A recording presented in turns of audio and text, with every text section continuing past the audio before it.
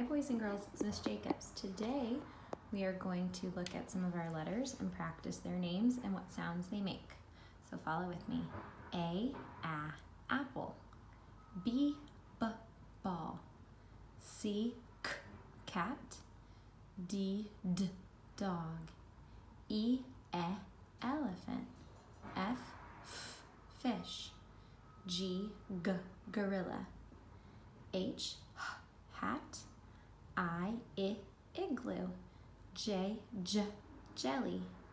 K, kite. L, leaf. M, mouse. N, nose. O, octopus. P, pencil. Q, queen. R, ring. S, sun. T, 10. U, umbrella. V, violin. W, window. X, x-ray. Y, yo-yo. Z, zebra. Practice at home.